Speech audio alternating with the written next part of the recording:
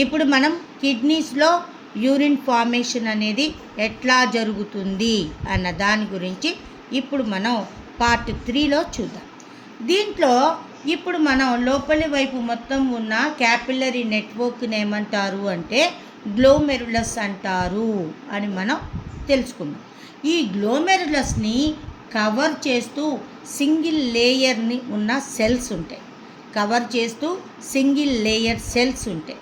వాటిని ఏమంటారు అంటే పోడోసైట్స్ అని చెప్పేసి అంటూ ఉంటారు. ఈ గ్లోమెరులస్కి ఇక్కడి నుంచి రీనల్ ఆర్టరీ నుండి ఒక చిన్న వెసల్ అనేది బయలుదేరుతుంది. దానిని ఏమంటారు అంటే ఎఫరెంట్ ఆర్టరియోల్ అని చెప్పేసి అంటూ ఉంటారు. ఈ ఎఫరెంట్ ఆర్టరియోల్ అనేది బౌమెన్స్ క్యాప్సూల్లోకి ఎంటర్ అయ్యి ఇక్కడ గ్లోమెరులస్ని ఫామ్ చేయటం జరుగుతుంది. ఈ గ్లోమెరులస్ నుంచి బయటి వైపుకి ఇంకొక వెసల్ బయలుదేరుతుంది. దానిని ఏమంటారు అంటే ఇఫరెంట్ ఆర్టరియోల్ అని చెప్పేసి అంటూ ఉంటారు. ఈ ఇఫరెంట్ ఆర్టరియోల్ ఏం చేస్తుంది అంటే ఈ నెఫ్రాన్ పై వైపు మొత్తం కూడా ఒక క్యాపిల్లరీ నెట్వర్క్ని ఫామ్ చేయటం జరుగుతుంది.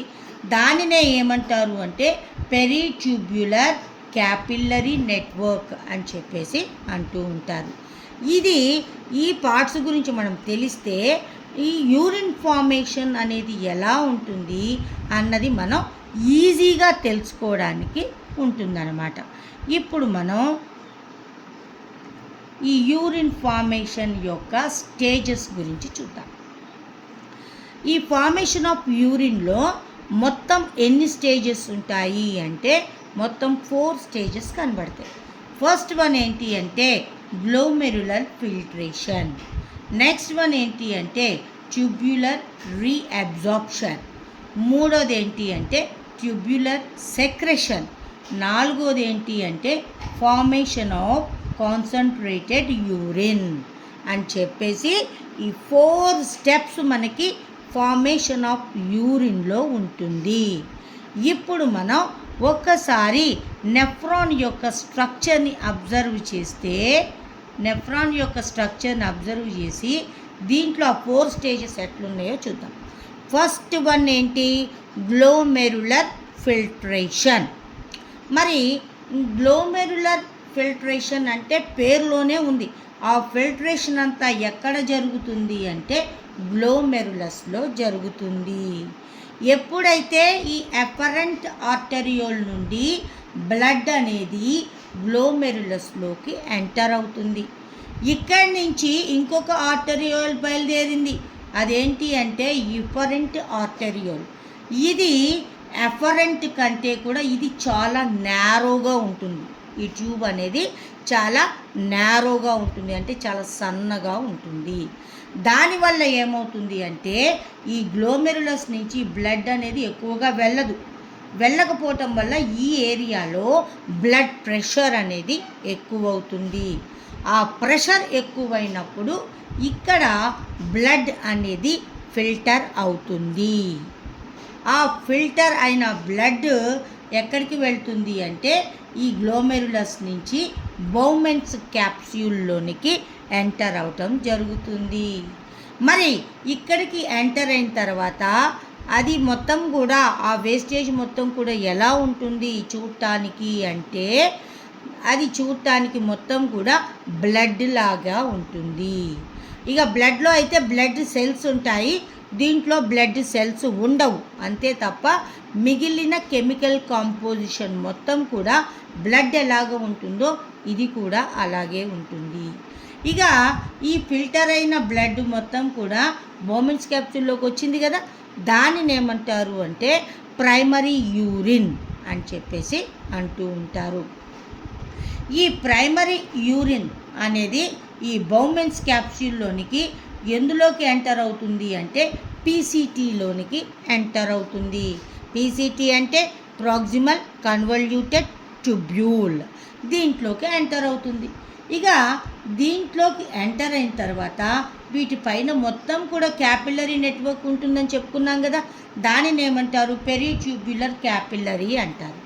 అయితే ఎప్పుడైతే ఇక్కడి నుంచి ఫిల్టర్ అయిన బ్లడ్ దీంట్లోకి వస్తుందో ఈ పైన ఉన్న క్యాపిల్లరీ నెట్వర్క్ మొత్తం కూడా ఇంకా ఆ ఫిల్టర్ అయిన దాంట్లో ఎక్సెస్ ఉన్న వాటర్ని కానీ ఇంకా అందులో ఏమైనా మంచి మెటీరియల్స్ ఉంటే వేస్ట్ కాకుండా ఉన్నాయి వాటిని మొత్తాన్ని కూడా అబ్జార్బ్ చేసుకోవటం జరుగుతుంది. ఇది సెకండ్ స్టేజ్. దీనిని ఏమంటారు అంటే ట్యూబ్యులర్ రీఅబ్జార్ప్షన్ అని చెప్పేసి అంటారు. ఇది సెకండ్ స్టేజ్. ఇక థర్డ్ స్టేజ్ ఏంటి అంటే ఈ మొత్తం కూడా అబ్జార్బ్ చేసుకున్న తర్వాత ఈ మిగిలిన వేస్ట్ మెటీరియల్ వాటరు ఇది మొత్తం కూడా ఎక్కడికి వస్తుంది అంటే హెన్లీస్ లూప్లోకి రావటం జరుగుతుంది. ఈ క్యాపిల్లరీస్ ఏం చేస్తాయి అంటే అవి అబ్జార్బ్ చేసుకున్న తర్వాత అందులో ఇంకేమైనా వేస్ట్ మెటీరియల్ ఉన్నా అందులో ఇంకేదన్నా ఎక్సెస్ వాటర్ లాంటిది ఏమున్నా కానీ వాటిని మళ్ళీ ఎందులోకి పంపిస్తుంది, ఈ హెన్లీస్ లూప్లోకి పంపించటం జరుగుతుంది. దీనిని ఏమంటారు అంటే ట్యూబ్యులర్ సెక్రెషన్ అని చెప్పేసి అంటూ ఉంటారు. ఇక ఈ హెన్లీస్ లూప్లో ఎక్సెస్ ఉన్న వాటర్ వాటిని మొత్తానికి కూడా ఆ వాల్స్ అనేవి పీల్ చేసుకుంటాయి. పీల్ చేసిన తర్వాత ఇక్కడ మొత్తం కూడా యూరిన్ ఎలాగ ఉంటుంది అంటే కాన్సన్ట్రేటెడ్ యూరిన్ ఉంటుంది. దీనినే ఏమంటారు అంటే ఫోర్త్ స్టేజ్ అని మనం చెప్పవచ్చు. హెన్లీస్ లూప్లో కాన్సన్ట్రేటెడ్ యూరిన్ అనేది ఫామ్ అవ్వటం జరుగుతుంది. ఈ కాన్సన్ట్రేటెడ్ యూరిన్ డీసీటీ ద్వారా ఎందులోకి ఎంటర్ అవుతుంది అంటే కలెక్టింగ్ డక్ట్లోకి ఎంటర్ అవుతుంది. ఈ కలెక్టింగ్ డక్ట్లన్నీ కలిసి దేన్ని ఫామ్ చేస్తాయి అంటే యూరిటర్ని ఫామ్ చేస్తాయి. ఈ యూరిటర్ దేంట్లోకి ఓపెన్ అవుతుంది, బ్లాడర్లోనికి, యూరినరీ బ్లాడర్లోనికి ఓపెన్ అవ్వటం జరుగుతూ ఉంటుంది. మరి ఈ ట్యూబ్యూల్స్ అన్నీ కూడా నెఫ్రాన్స్ అన్నీ కూడా ఎందులో లొకేట్ అయి ఉంటాయి, రీనల్ పిరమిడ్స్లో లొకేట్ అయి ఉంటాయి. ఒక్కొక్క కిడ్నీలో ఎన్ని నెఫ్రాన్స్ ఉంటాయి, 1.3 నుంచి 1.8 మిలియన్ నెఫ్రాన్స్ అనేవి ఇందులో ఉండటం జరుగుతూ ఉంటుంది. ఇది టోటల్ యూరిన్ ఫార్మేషను. దాంట్లో 4 స్టేజెస్. ఇక్కడేమో ఫస్ట్ స్టేజ్, తర్వాత ఇక్కడేవి మొత్తం క్యాపిల్లరీ ఏమో సెకండ్ స్టేజ్, ఈ తర్వాత ఇక్కడ కాన్సన్ట్రేటెడ్ యూరిన్ పంపటం అనేది జరుగుతూ ఉంటుంది. ఇట్లా టోటల్గా 4 స్టేజెస్ అనేవి మనం ఈ నెఫ్రాన్లో యూరిన్ ఫార్మేషన్ గురించి ఇప్పుడు మనం చూడటం జరిగింది. ఇక నెక్స్ట్ వన్ ఏంటి అంటే ఈ యూరిన్ అనేది ఏ ఫామ్లో ఉంటుంది, ఏ మీడియంలో ఉంటుంది అన్న దాని గురించి ఇప్పుడు మనం చూద్దాం.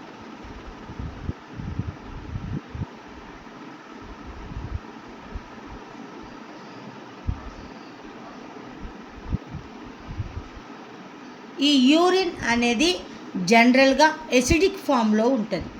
హెన్లీస్ లూప్ నుంచి బయటకు వచ్చేటప్పుడు ఏ ఫామ్లో ఉంటుంది అంటే 6.0 pHతో ఎసిడిక్ ఫామ్లో ఉంటుంది.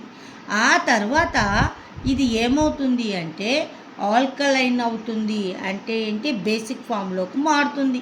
ఎందుకని మారుతుంది అంటే ఈ యూరియా అనేది బ్రేక్ డౌన్ అయ్యి దేన్ని ఫామ్ చేస్తుంది అంటే అమోనియాని ఫామ్ చేయటం జరుగుతూ ఉంటుంది. ఇట్లా యూరిన్ యొక్క ఫార్మేషన్ అది బయటికి ఎట్లా వస్తుంది అన్నది ఇప్పుడు మనం చూసాం. అయితే ఇప్పుడు ఈ యూరియా ఎప్పుడు ఎక్కువగా మనం ఎక్స్క్రీట్ చేస్తాము అంటే ప్రోటీన్ రిచ్ డయట్ ఎక్కువగా తీసుకుంటే, ప్రోటీన్స్ ఉన్న ఫుడ్ని ఎక్కువగా తీసుకుంటే మనం ఈ యూరియాని ఎక్కువగా ఎక్స్క్రీట్ చేయటం అనేది జరుగుతూ ఉంటుంది. ఇప్పుడు మనం కంపోజిషన్ ఆఫ్ యూరిన్ గురించి చూద్దాం. ప్రోటీన్ రిచ్ డైట్ తీసుకుంటే ఎక్కువ యూరియాని మనం ఎక్స్క్రీట్ చేస్తాము. ఇప్పుడు మనం ఈ యూరిన్ యొక్క కంపోజిషన్ చూద్దాం. యూరిన్లో 96% ఏముంటుంది అంటే వాటర్ ఉంటుంది. 2.5% ఆర్గానిక్ సబ్స్టాన్సెస్ ఉంటాయి. ఆర్గానిక్ సబ్స్టాన్సెస్ ఏంటి, యూరియా, యూరిక్ యాసిడ్, క్రియాటినైన్, తర్వాత BC విటమిన్స్ అంటే వాటర్ సాల్యుబుల్ విటమిన్స్. ఇవన్నీ కూడా 2.5% ఉంటాయి. ఇక రిమైనింగ్ 1.5% ఏముంటాయి అంటే ఇనార్గానిక్ సోల్యూట్స్ ఉంటాయి. ఇనార్గానిక్ ఏంటయి? Sodium, chlorine, phosphate, sulphate, magnesium, calcium, iodine. ఇలా 1.5% ఇనార్గానిక్ సొల్యూట్స్ అనేవి ఉంటూ ఉంటాయి. ఇది కంపోజిషన్ ఆఫ్ యూరిన్ అని మనం చెప్పవచ్చు అన్నమాట. ఇక నెక్స్ట్ వన్ ఏంటి అంటే మరి యూరిటర్ నుంచి బ్లాడర్లోకి వెళ్తుంది, యూరినరీ బ్లాడర్లోకి. మరి అక్కడి నుంచి యూరిన్ బయటికి రావటానికి ఏమేం జరుగుతుంది అన్న దాని గురించి మనం ఒక్కసారి చూద్దాం.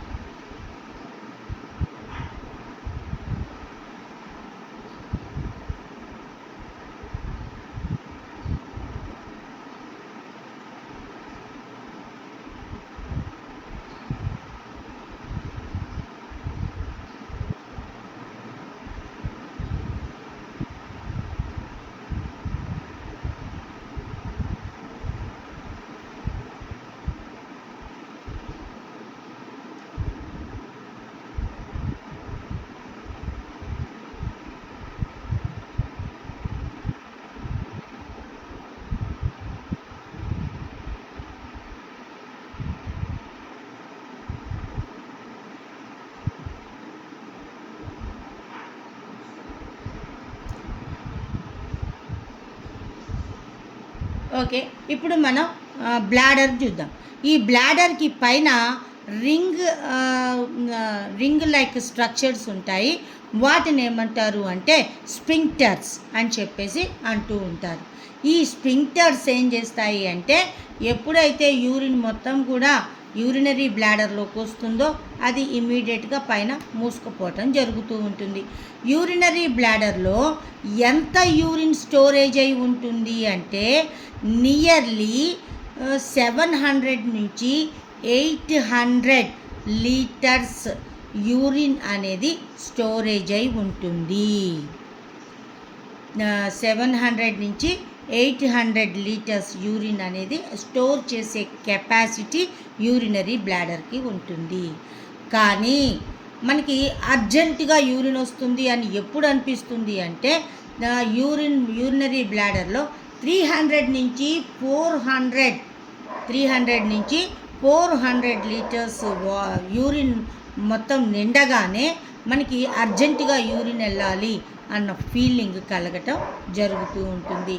అయితే మనం పర్ డేకి ఎంత యూరిన్ని బయటకు పంపిస్తాము అంటే మనం పర్ డేకి 1.2 to 2 లీటర్స్ 1.2 నుంచి 2 లీటర్స్ వరకు యూరిన్ని ఎక్స్క్రీట్ చేయటం జరుగుతూ ఉంటుంది. ఇక నెక్స్ట్ వన్ ఏంటి అంటే మిక్చురిషన్. మరి ఈ మిక్చురిషన్ అంటే ఏంటి అన్నది చూద్దాం. మిక్చురిషన్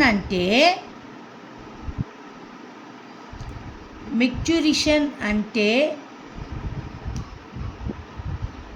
మనకి అర్జెంటుగా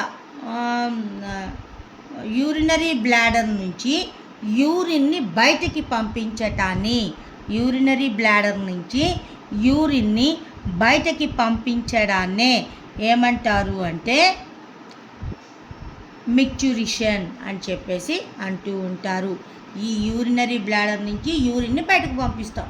ఆ పంపించడాన్నే release of urine from urinary bladder is called micturition అని చెప్పేసి అంటూ ఉంటారు. ఇప్పుడు మనం ఈ కిడ్నీస్ యొక్క స్ట్రక్చర్ చూసాము, అందులో యూరినరీ బ్లాడర్ వాటి గురించి కూడా చూసాము. ఇక నెక్స్ట్ టాపిక్ ఏంటి అంటే ఈ కిడ్నీస్కి ఏమైనా ఎఫెక్ట్ అయితే ఎలా ఉంటుంది అన్న దాని గురించి చూద్దాం. ఈ కిడ్నీస్ రెండూ కూడా ఫెయిల్యూర్ అయిపోతే దానిని ఏమంటారు అంటే అక్యూట్ రీనల్ డిసీజ్ అని చెప్పేసి అంటారు. ఇక దానికి ఆల్టరేషన్ అంటూ ఏమీ ఉండదు. దాన్ని కిడ్నీ ట్రాన్స్ప్లాంటేషన్ చేయటమే. అంటే మంచిగా ఆరోగ్యంగా ఉన్న వాళ్ళ కిడ్నీ తీసుకొచ్చి వాళ్ళకి పెట్టాలన్నమాట. ఆ 2 కిడ్నీలు పాడైపోతే ఇన్ కేసు ఈ 2 కిడ్నీలలో ఒక కిడ్నీ పాడైపోయింది లేదా కిడ్నీ సరిగా వర్క్ చేయట్లేదు, అలాంటప్పుడు ఏం చేయాలి? అలాంటప్పుడు ఏ మెథడ్ని వాడతారు అంటే డయాలసిస్ మెథడ్ని వాడటం జరుగుతూ ఉంటుంది. మరి ఈ డయాలసిస్ని చేసే మిషన్ ఏమంటారు అంటే డయాలసిస్ మిషన్ లేదా ఆర్టిఫిషియల్ కిడ్నీ అని చెప్పేసి అంటూ ఉంటారు. మరి ఇక్కడ వీళ్ళు ఈ వేస్ట్ మెటీరియల్ని ఎట్లా బయటకు తీస్తారు అంటే బ్లడ్ నుంచే వేస్ట్ మెటీరియల్ని సెపరేట్ చేయటం జరుగుతుంది. బ్లడ్నే వాళ్ళు ప్యూరిఫై చేస్తారు. ఆ ప్రాసెస్నే ఏమంటారు అంటే హీమోడయాలసిస్ అని చెప్పేసి అంటూ ఉంటారు.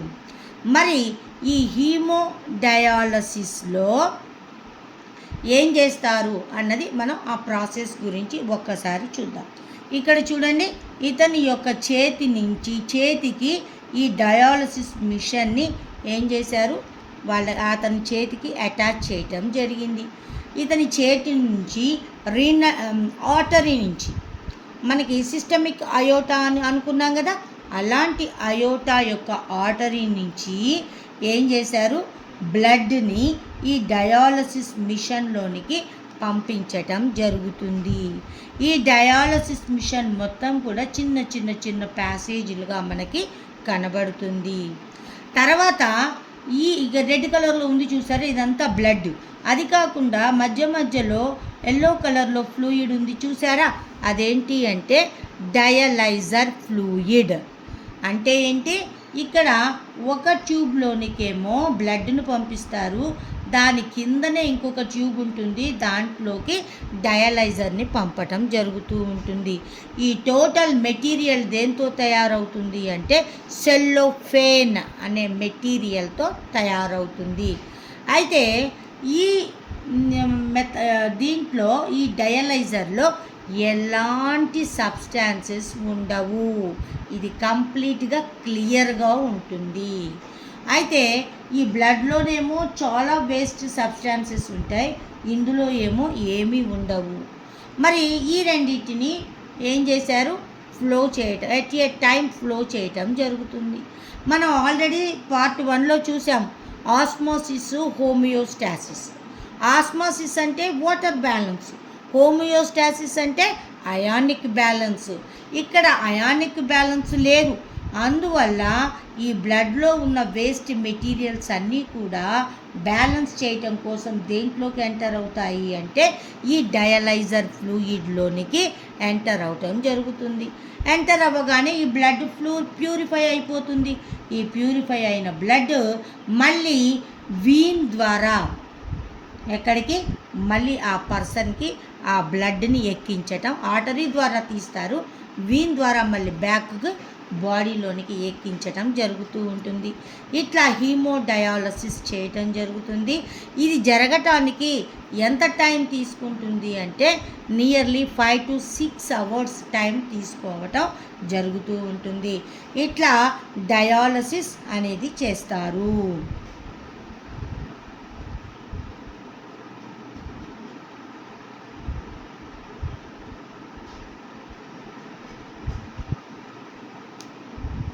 ఇది డయాలసిస్ మిషన్, ఆర్టిఫిషియల్ కిడ్నీ. తర్వాత ఈఎస్ఆర్డి అంటే end stage of renal disease. ఇక చివరి స్టేజ్లో ఉంటుంది. ఇది ఇలా ఉన్నప్పుడు మనం డయాలసిస్ చేయటం జరుగుతూ ఉంటుంది. అక్యూట్ రీనల్ డిసీజ్ అంటే కంప్లీట్ 2 కిడ్నీలు పాడైపోతే ఇక దానికి ఆల్టరేషన్ ఏముండదు, కిడ్నీ ట్రాన్స్ప్లాంటేషన్ చేసుకోవాలి. అది కూడా మన రిలేటివ్స్తోనో మన బ్లడ్ రిలేషన్ ఉన్న వాళ్ళ కిడ్నీలు అయితేనే అది కరెక్ట్గా సరిపోవటం జరుగుతూ ఉంటుంది. ఇక్కడ ఇంకొకటి ఏంటి అంటే యురేమియా. మరి యురేమియా అంటే ఏంటి, ఎప్పుడైతే కిడ్నీస్ పాడైపోతాయో మన బాడీ మొత్తం కూడా వేస్ట్ వాటర్ చేరుతుంది, వేస్ట్ మెటీరియల్స్ అన్నీ కూడా బ్లడ్లోనే ఉండటం జరుగుతూ ఉంటుంది.